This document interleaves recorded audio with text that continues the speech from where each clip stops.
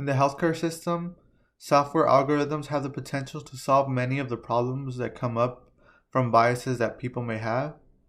However, according to the other article, algorithms have had some of the same biases that people have had when deciding which patients should be enrolled into healthcare programs.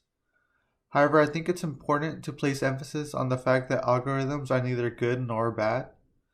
The algorithm did not have a bias for the same reasons that a person might. The algorithm has a bias because of the way it's written, which can be routinely be improved and monitored. Algorithms may initially have issues, but their potential is something that is worth developing and pursuing.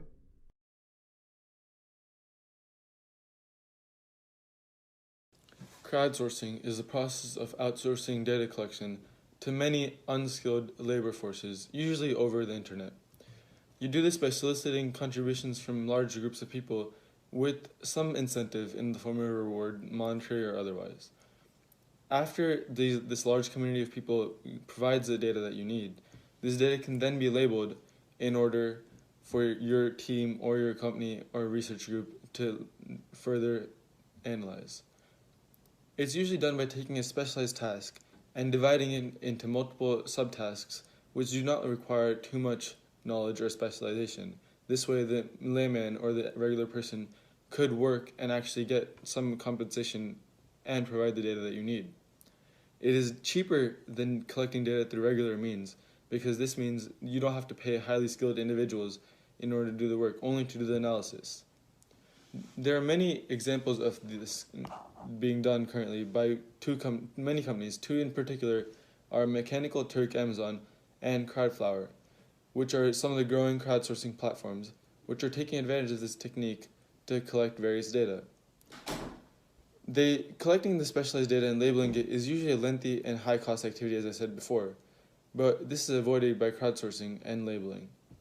Labeling is supposed to be an efficient method. Unfortunately, right now, people are working on making labeling for crowdsourcing more efficient because the quality is very inconsistent due to the large number of people with a variety of background and not necessarily the right amount of skill to label this activity.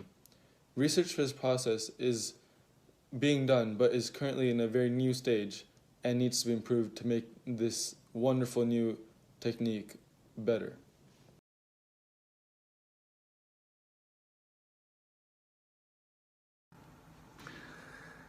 Labeling is to map the underlying features of an object to an upper-level concept using the human intelligence. Although crowdsourced labeling provides a promising blueprint, it suffers from low qualities of non-expert labelers. Label quality refers to the ability of the labels provided by crowdsourced labeling to match the correct values of the data. Noisy labels are when the label quality is low and the label fails to reflect the data, which is detrimental to data analysis as it can throw off conclusions derived from synthesis.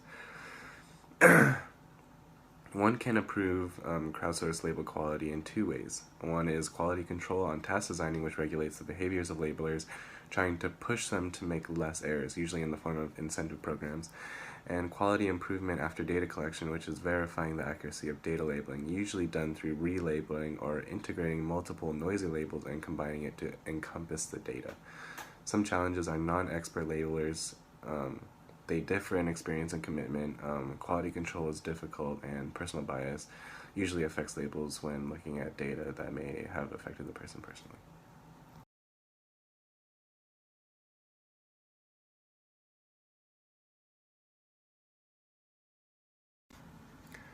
So since crowdsourced labeling takes a lot of different information and a lot of different input from unexperienced labelers, you can have a lot of user error, especially if for bias, not understanding what the data is referencing.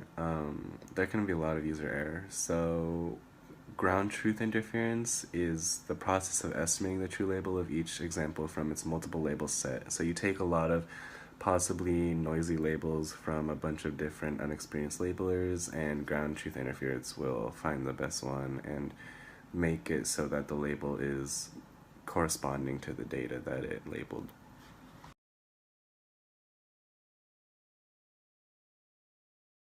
There were two main methods to improving the crowdsourcing model. One, as talked before, was the ground truth inference model, and now we're talking about the learning model. This is a model, and it's ordinary supervised learning, which is used to deal with label noise, when the labels are inaccurate, when they're too inefficient, and the algorithms have to deal with too many different types of labels. This is not as fully researched as ground truth inferences, therefore the ground truth inference is more liked currently, but it has a potential to become an independent process. In order for that to happen, there needs to be a setup of centralizing and cleaning up the label quality that most crowdsourcing data has right now, and then this model can be independent. As I mentioned before, there's a model of learning called ordinary supervised learning, and there's also active learning. One is for when the data is already available and you just have to clean through the label noise. The other is when you don't have the correct amount of data or the required amount of data. So your algorithm has to go through and actively search for data and dynamically label them by itself in order to make this efficient. This process is being researched, but currently ground truth inference is more popular. So the researchers talked about real-world data sets. Snow et al. Did research studying whether crowdsourced labeling could be used for natural language processing.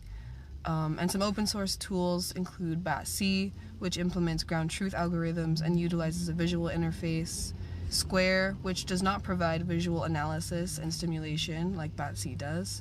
And Sika, which kind of leaves behind the limitations of the previous two and follows an object-oriented design principle, and in the future is able to create new algorithms.